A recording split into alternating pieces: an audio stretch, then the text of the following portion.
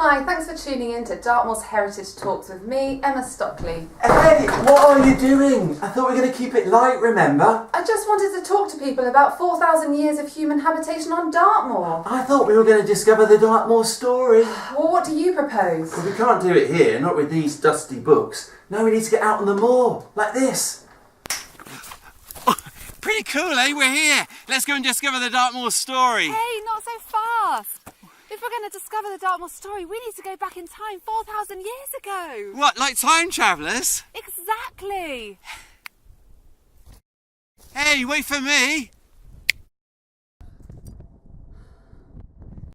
What are you doing dressed like that? You're spoiling this. Spoiling it? What do you mean? Anyway, what are you dressed as? This is an authentic costume, unlike yours. Authentic? How can you tell it's authentic? This is based on archaeological evidence. This is what a Bronze Age woman would have looked like. Anyway, what's going on here? Well, I'm a Victorian. You know, you said about time travel, H.G. Wells and the time machine. Anyway, the Victorians knew lots about the Bronze Age. They excavated lots of places around here. I'll take you to one of the places now. Ready? Wow! This is a late Neolithic, early Bronze Age burial mound. This would have been used to commemorate someone really important, maybe a chief. Yeah, you're dead right there. This is one of several burial mounds that was excavated by Victorian dentist and part-time antiquarian Spence Bate in 1872. He found here one of Dartmoor's most important treasures, the Hameldown dagger. Wow, that sounds really interesting. Yeah, you know what? Just in this mound here, he found the bronze blade and the amber handle encrusted with gold pins. What are we waiting for? Can we go and take a look? Ah, you see, that's the problem. Unfortunately, he took it back to Plymouth for safekeeping and it got destroyed during the Second World War. But there are replicas and you can see those at Princetown and Postbridge visitor centres.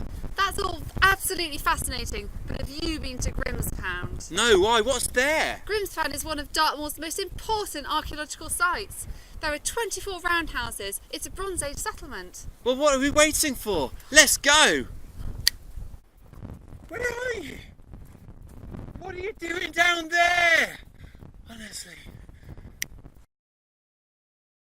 So these were the first farmers on Dartmoor. They laid out fields, they planted crops, and they lived in communities just like this one. And there's a Victorian connection as well. You see, in 1893, these huts were excavated by the Dartmoor Exploration Committee, led by the Reverend Sir Beanbearing Gould, one of a band of famous Dartmoor antiquarians. But you know what I'm most interested in? What would these huts have been like to live in? Well, with the power of the Dartmoor Story, I can show you. Yeah? Ready? Yeah? Wow, that's amazing. Can I have a go? Sorry. Have you quite finished? Yeah, sorry. Look, you can really imagine what living in one of these roundhouses would have been like. Hello. She doesn't say much, does she? Sadly, by about 1200 BC, the moorland soils began to deteriorate, and the ground couldn't support communities like this. The heavy rains made the soil much less fertile, and people began to abandon their homes. I think it's probably time we ought to go as well, isn't it? Wow, that's amazing! That's the whole of the Bronze Age done! No, don't be silly. We've only just scratched the surface. We've got to talk about reefs, stone rows, stone kists, burial mounds, stone circles. And what about Whitehorse Hill Kist? There's so much more to learn about the Bronze Age on... Hey, where have you gone? Oh, typical. I suppose I'll just have to walk home.